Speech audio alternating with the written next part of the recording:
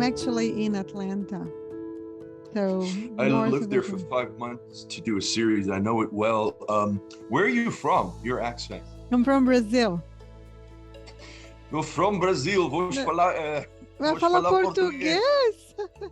Tu sabe No, but tudo. I've worked with some incredible Brazilian artists over the years. So Oh, you yeah, it's very nice. have. Very nice to meet you, Patricia. Nice meeting you. Yeah, that's. I was reading on your Wikipedia. I thought I had a lot of different bloods in my veins, but I think you beat me. So your heritage is, yeah. I just tell people I'm Heinz 57. I have a little bit of everything that you can imagine. I like So that. so do most Brazilians. We're a little melting pot of cultures for sure. But Amazing people, amazing people.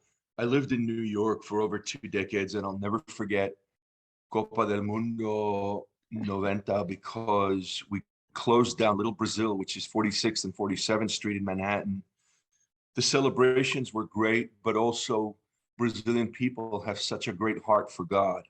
Um, and I've seen in the last decade how many Catholic believers are becoming sort of less like religious, yes, and how many of the national football team are open about their faith. It's beautiful. It's very yes. inspirational. Well, that same wave, like they say, like a revival that happened in Africa in the 80s, right? That you saw this sweeping on the continent of the Holy Spirit has happened in Brazil. I don't know, about 10 years ago, the missions, I think it was missions director, one of the missionary agencies, the big ones, he said that Brazil was the largest Pentecostal largest growing Pentecostal movement in the world in the 90s and the 2000s. So yeah, there's just a huge move of the Holy Spirit within the churches there, and it's pretty cool. So It's phenomenal. It is absolutely beautiful to see how God is moving in South Korea too, and mhm, also actually very much in the Middle East. yep, I did an action thriller with Jim Caviezel in Jordan a couple yep, of years ago. Got to spend a lot of time with Christian refugees from Syria and Iraq. Got hmm, to spend time with Palestinian Christians. Got to spend Christmas Eve midnight mass at the Church of Nativity in Bethlehem. hmm. But to see the Jordan Hop, which is the Jordan House of Prayer, I'm sure we probably have to start, all right? Or we could carry on talking. Oh, I know. No, that's okay. It's all part of a fun podcast to know a little bit about everything and about my guests. And yeah, so I interviewed Jim Caviezel actually when the movie Paul Apostle of Christ came out. I think it was 2017. So I went to Dallas to the red carpet premiere and interviewed him there. It was so great. He's a very, very strong believer too. So He really is. I'm very good friends with Jim. We've done 3 films, two. We did a television series in New York, worked with him for about 10 days. Then we did an amazing film in Hawaii. The Hawaiian film is called Running for Grace. oh, Also with haven't believers seen behind that. it, with Matt Dillon. Uh-huh. Incredible story about diversity. And in fact, the man who directed that, his father started YWAM, University of Nations for Christians, which is all over the world. And then, of course, Infidel in Jordan for 7 weeks. Yeah. So, yeah, Yeah, Infidel is I just, amazing. Hmm. yeah, he is. And his wife, too, just had dinner with them about a month and a half ago. Oh. And, he's got a new film that's supposed to be hitting in the next few months as well. Oh, that's cool. Yep. And well, just a little bit about Stelio. He is known to most of us for Infidel and other movies that I've seen. You, of course, Ugly Betty. The TV show. And but he's a South African American. He doesn't have the accent anymore. Where's your accent, Stelio? I I was had to lose that accent a long time ago because when I first arrived in New York, my very first audition, I walked inside and I said, Yes, hello, I'm Stelio. I'm here to read for the role of Tony from Queens, the mafia guy. Casting people said she goes. I don't think so. Yeah, it's like you. Yeah, time to lose the South African accent. Yes, people say because I've lived here 23 years, but when I moved here, I mean, I already spoke English, but I was 30 years old. You don't lose an accent. I can't lose my accent anymore. I don't think it's gotten better, but yours is like gone. But you were kind of like a teenager when you came to America, right? From what I saw, you came in, you got a scholarship to University of West Alabama, right, to play tennis there. And so you've been here for That many, is many correct. years. It does, and it helps. I mean, I speak several languages, and for example, even for playing Moses in The Chosen Yeah. and being familiar with that accent, or actually the short film we did, which inspired Dallas, the director, and Jonathan, who played Jesus in the short film. I can send it to you. It's about the two thieves on the cross, about Oh. Jesus' crucifixion from their point of views. It's about 23 minutes. It's played in churches all over the country on Good Friday. Incredibly powerful. I'll send you a screener. Oh, please do. I would love to take a look at that. That sounds amazing. I've never seen anything like a perspective of the thieves on the cross. That would be really cool, huh? I want to see it. That's awesome. Well, I just we're here to talk about one of Stelio's new movies. It's called Pursuit of Freedom. And it's the real story of an Ukrainian woman who was separated from her three children and sold into trafficking by Russian gangsters. So, defying all odds, she survived to be reunited with her children with the help of believers, really, right? So, the church has helped her to. It was a long process, but a true story. Tell me a little bit about how you got involved in this project. Tell you, the Lord is wonderful in how he navigates things in believers' lives and even in the lives of unbelievers when they're not aware of it. We were, my wife and my daughter and I were on our way to Yellowstone National Park, which is very beautiful, but it is about 2 days away. You know, we live in a big country, so we're driving there, my wife, my daughter, and I. My wife and my daughter said, "You've got to promise no work, nothing work related. The phone is off. It's family time." So we take driving shifts, and I'm sitting in the back, and my phone rings, and we're crossing the borderline, the state line from Idaho, and I hear a voice on the other side. It's crackling, and it says, "Hey, Stelio, I have an offer for you. What is your rate?" And I was half asleep and I didn't recognize the number. And I said, "I'm so sorry, but who is this?" She said, "Oh, it's that Christian lady, Gina. We spoke some time ago, and I know I'm not your agent, but I feel you're really gonna like this role, and I'll make sure it goes to your agent." So um, I hang up the phone, and my wife and daughter, they're like, "I can't believe you did that. We're Rolling on their eyes. vacation."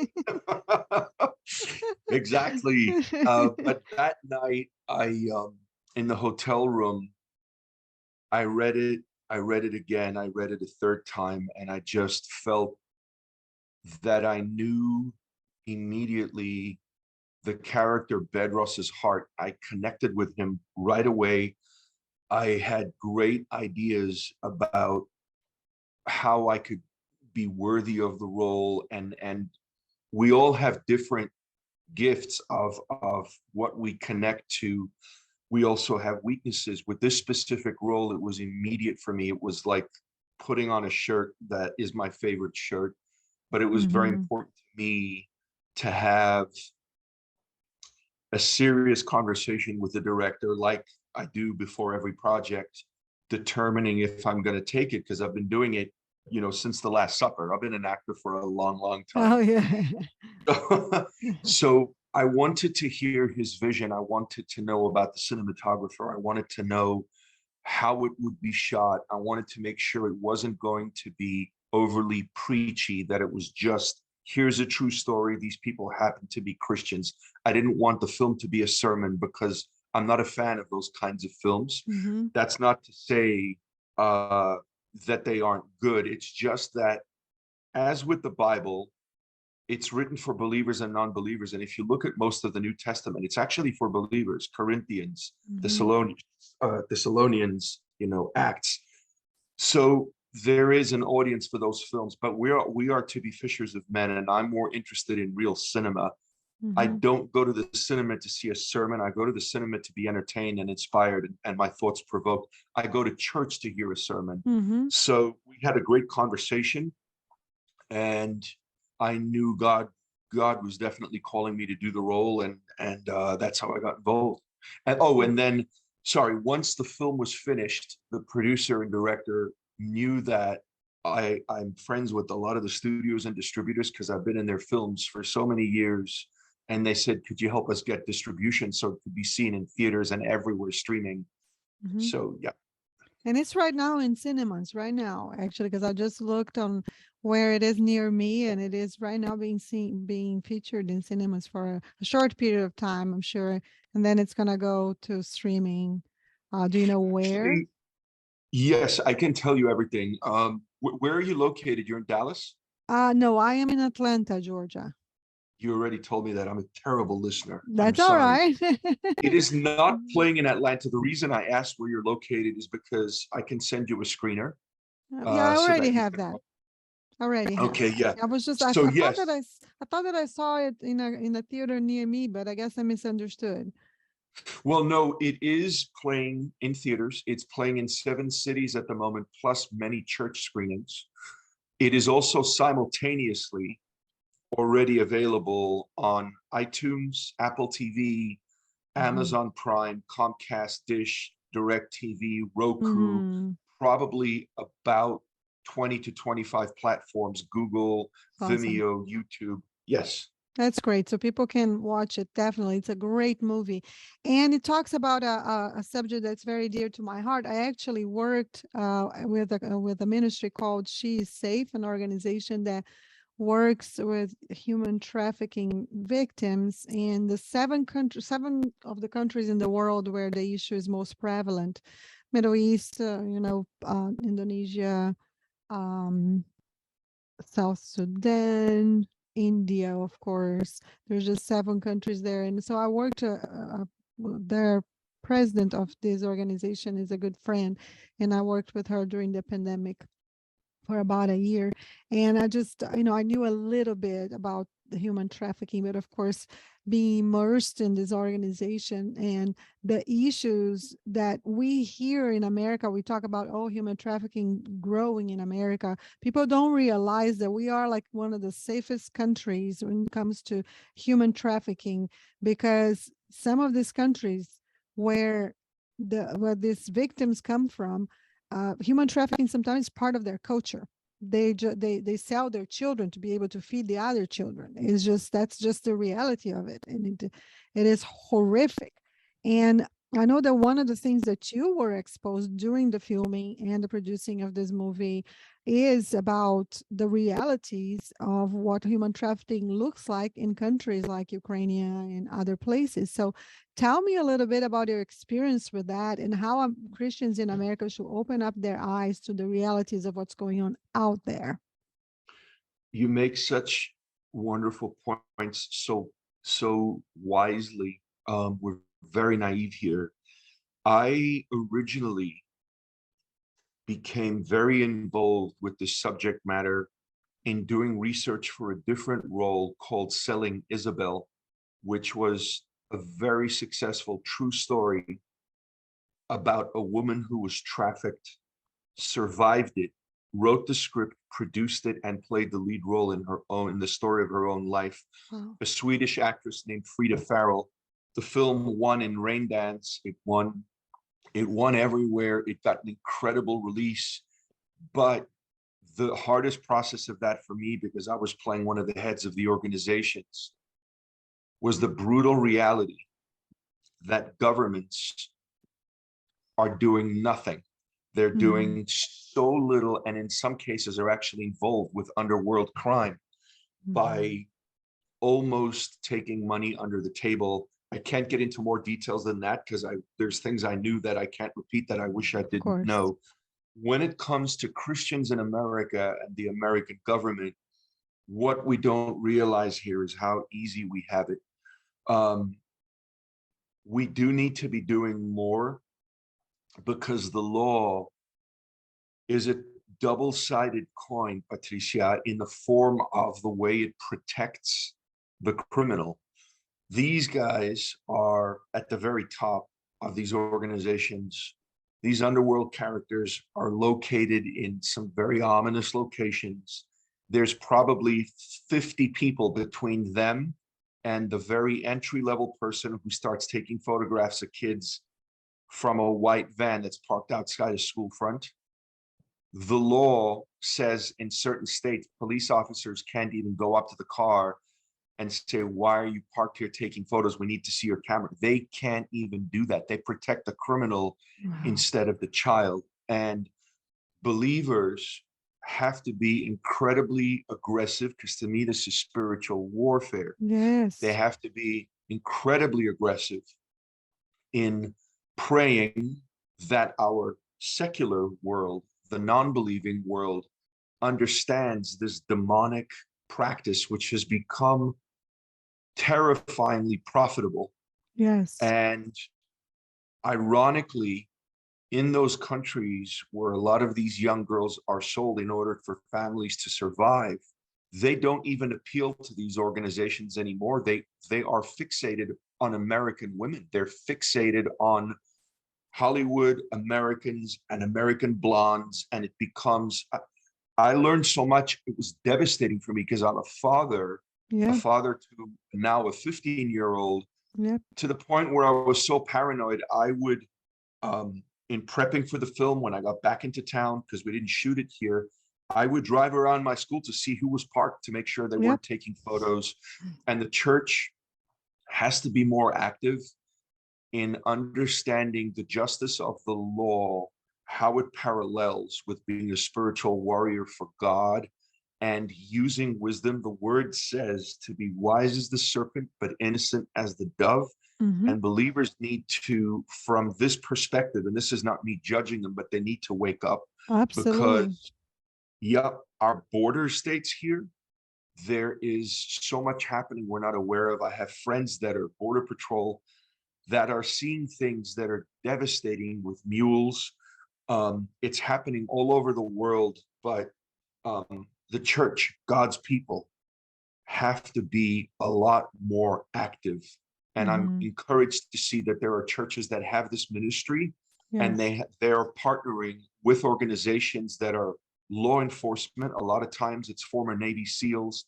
I don't, I know when I saw the top 10 cities for the US, Atlanta, at the Mm-hmm. time I saw the list, was not on the list. So I don't know if that's changed. I don't know what it is right now. At a point, at some point, it was on the top because we have the busiest airport in the United States. You know that the Hartsfield Jackson is has 10,000 flights in and out of the Hartsfield Jackson every single day, and it is so I have heard that's one of the reasons why a lot of trafficking goes through that. But my understanding also is that law enforcement has really changed the scenario in that airport, just making it safer. So I Okay, don't know good. if that's the reason why it's not there on the top 10 anymore, but it used to be for sure. I know.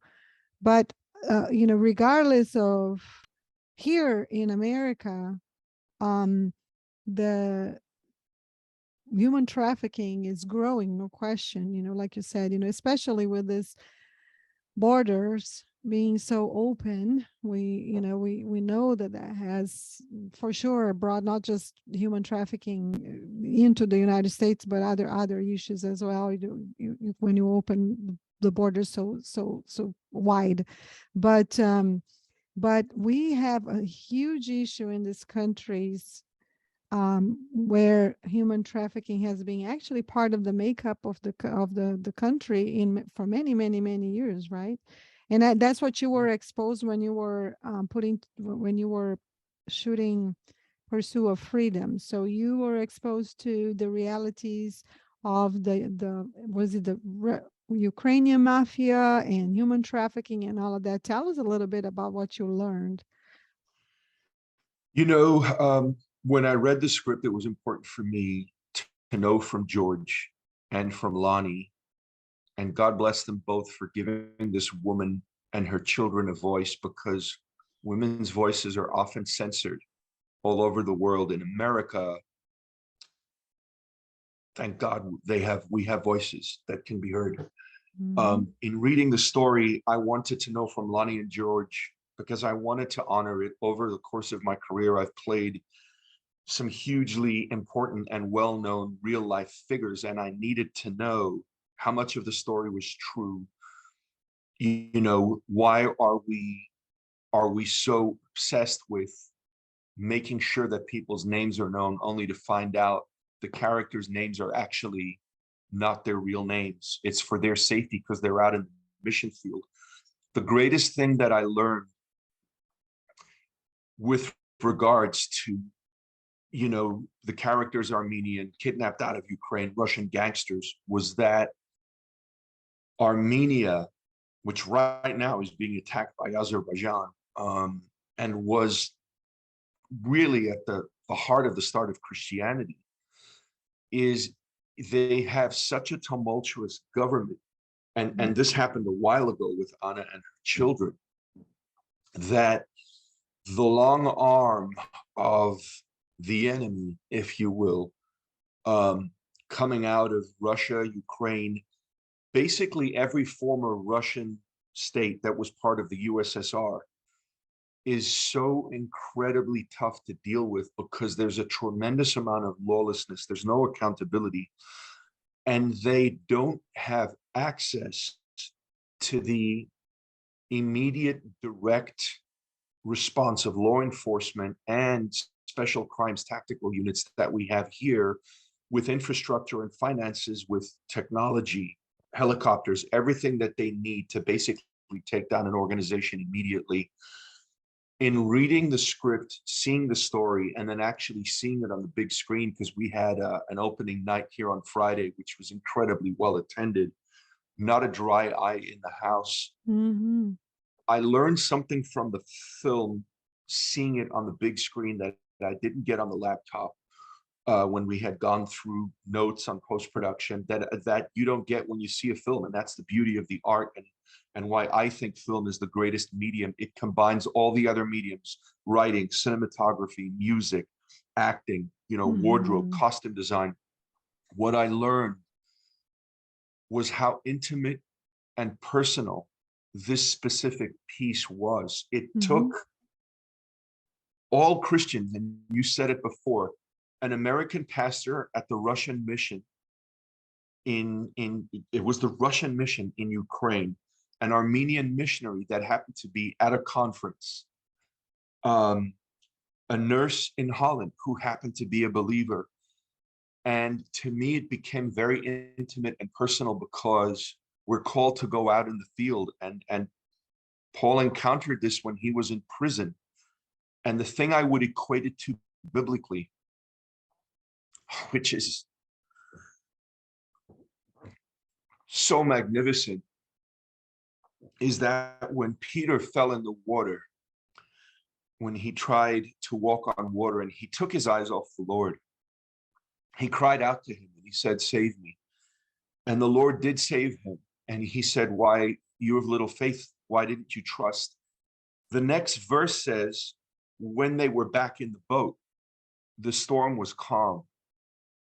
And to me, that means Jesus walked Peter back to the boat in the storm, on top of the waves. The man went from fear to living out his faith. And the indication was so clear: God does not take our storms away, but he walks through them with us. Yes, that's right. In the case of Anna and her children, the Lord walked through that storm. We're talking 3 years, 3 years of being trafficked. A woman that had cancer, she's still living today. Wow. 3 children that thought their mother was dead, only to find out she's still alive. The Mhm. hope and inspiration and the story of overcoming through faith in this film, to me, is magnificent because it shows the walk of life through the eyes of a believer and those who weren't believers that were subject to it. That's amazing. It is awesome, and it just also opens your eyes that like we as believers, we have to be ever aware of what's going on around us, right? Because you never know. Like the nurse, I mean, different people that you never know what people are going through, and we have to be aware. If you see something that's suspicious, that you should like raise the flag, and just tell someone because you really are, you could potentially save someone's life, which is the case, and this story exposes that, that when people get up and they speak out and they don't shy away from like things that don't look right, that it is our duty as believers, right, to help somebody when they are when you can tell that something is wrong and just at least raise the question, what's going on here? So this film is definitely brings that type of thought, to our minds. And this is this is of course based on a true story, but I was wondering, who is it? Who made the connection to bring it to life, to turning into a screenplay and all of that? Was Tell me who had the idea. I love what you just said before I answer that, because the Lord met the woman at the well, knowing her weakness exactly where she was at. Hmm. He knew her struggles. He knew she hadn't been treated well. He knew about all the husbands, but he met her right. He was at where she was at and gave her a joy and a peace in her time of difficulty. And you said it.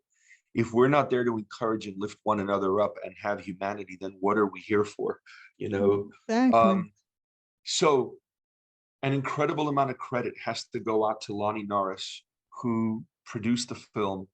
Lonnie lived out in the missions field as a missionary in Eastern Europe, started hearing about the story from people that were part of their group, Karan, who's actually the real Bedros, um, shared it with him. And Lonnie said, I've got to get more information. I think this needs to be seen. The story has to be told. It's remarkable what God has done. So they spoke with a lot of locals in that community. Lonnie, when he came back to the States, because he lives in Indiana, where most of this film was shot, reached out and found George, who had done some excellent films in the genre, very smart filmmaker. And the process of them bringing it to light, finding out uh, how to, where did they want to shoot it. I had originally introduced them to the film commissioner down in Tampa because St. Petersburg in Florida looks, a lot of the streets, a lot of the architecture and design looks so much like Eastern Europe. St. Petersburg, obviously. However, it was a little too modern, and this took place, you know, I think 2003. So we're looking at then, okay, do we go to Armenia? Is it safe enough? Do we have the infrastructure as filmmakers we're going to need? Lonnie and George ultimately, and I think they made the best decision, shot in Indiana, where a lot of the streets looked so much like the photographs of some of the real locations. They recreated the Spitak village brilliantly. We got favor from the Fort Wayne airport because the upstairs is closed at night. And it doesn't look like other American airports, which to me are pretty boring. You have like the Starbucks here, McDonald's over there. Hmm. There's nothing special about it. And I guess I don't know, spoiled or blessed because I've worked on 4 continents. I've traveled, I've shot in many countries. Obviously, I'm an immigrant. And I think what makes something different is what makes it unique.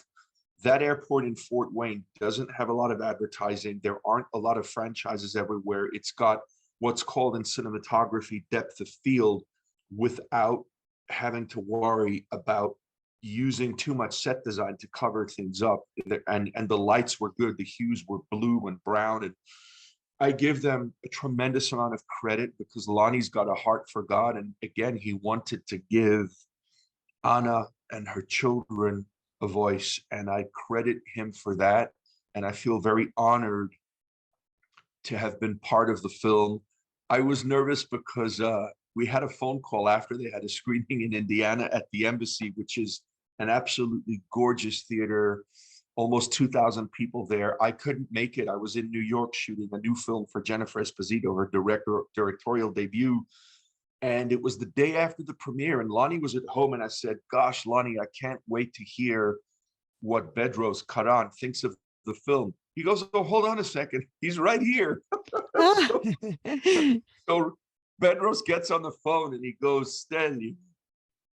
And he opened up about how moved he was by the film, how much we did their story justice, and That's how awesome. he felt it was very responsibly truthful. And there's nothing more, to me anyway, there's nothing more important than knowing you've honored the role and the filmmaker and the producer. That's your responsibility. You're not worth Right. your salt if you can't do that. Yeah, and especially in a story of such magnitude, you have to honor the story as well, right? You have to, I mean, we always, of course, are going to put a little Hollywood twist to every story for sure, but you need to, at the core, a story like this needs to be told as it happened. So, and I believe that you guys did a phenomenal job in doing that. So tell me, Stelio, what message do you hope that the audiences take away from this movie? Thank you. I'm glad you enjoyed it. The message for me of this film is a message of inspiration, uplifting, hope, and knowing that we have humanity in us, all of us, not in a, when I say humanity, I don't mean in a new age form where you find God within yourself. I don't mean that at all. Right. I mean that we have the ability to put others ahead of ourselves and serve other people. That is the Christian walk, is to put ourselves last. And so many of the real life people that the story is based on served. Anna wanted to serve her children first. The nurse wanted to serve Anna first. Bedros wanted to serve what was his calling, which was to go out and rescue the children. And you literally could go through every character. So to me, it is an incredibly powerful story that also shows the journey, because we don't have enough films about women who are heroes, women who are fearless, women who are the ones that make everything come together. This is the story of a woman that never gave up, that had hope, and the women around her Mm-hmm. who empowered her to have that hope shared the gospel. And there aren't a lot of films out there that are like that. And I think when you put all of that together, you've got lightning in a bottle, and the world needs to see it. Plus, it's Mm-hmm. based on a true story at a time in our history as a species where human trafficking is actually on the rise. It's not coming Yes, down, it's on the rise. I mean, we know absolutely. right now with the war in Ukraine and Russia that the trafficking was insane. It's been out of control. The numbers, been speaking with an organization that was on the ground, and the stories of all these families, mostly women and children. The men stayed behind to fight. The elderly couldn't travel enough because it took days of walking, no food, no water, all your belongings left behind. And already these criminals were there trafficking them, offering them rest, food, shelter, Mm-hmm. money. They got trafficked. So Yeah. for all those reasons, I cannot recommend this film enough. We're very Mm-hmm. grateful for all the reviews, almost exclusively from non-Christians. Mm-hmm. It's mainstream reviewers on Rotten Tomatoes. We have 100% rating right now, Yep. which tells you this is for a mainstream audience. And I think that's Absolutely. important. It's very important. Stelio, the name of my podcast is God-Sized Stories. And I love to tell the stories of people like you and to talk to people like you who are, doing movies out there. You have an extensive career, very prolific career in film, and are still holding on to the hope of Christ and spreading that wherever you go. And one in really investing in this type of movies, which not only tell this a story of redemption, but also tell the story of missionaries that are out there working for God's kingdom and helping people. Just putting in the light, really, people who are sometimes forgotten. So I just want to tell you that I really, really appreciate people like you and Jim Caviezel, other actors, so many actors out there. I'll be interviewing, oh gosh, I forgot her name now. The girl. Robia Scott, I Yes. think. Yes, I'll be interviewing her as well. So I just love to see, people in an industry that a lot of times, just get such bad rap, right? That you guys stand out to shine the light and to point people that, there's a lot of good out there, that a lot of people who are doing wonderful things for God. And you point them when you make a film like this. So I really appreciate that so much. Any last thoughts about Pursue of Freedom, or about our conversation? No, thank you for doing a podcast. Thank you for having a heart for God. Thank you for helping point to Him by making people aware of how they can be inspired, because the advantage of art and these kind of mediums is that it reaches people that the traditional church cannot. People love films, and a lot of folks don't go to church. But Mm-hmm. when they go into a film and something is inspired, it's an opportunity for their heart to Absolutely. be changed. We're the salt of the earth, but salt makes people thirsty, and our job is to be able to cater to that by being Mm. salt.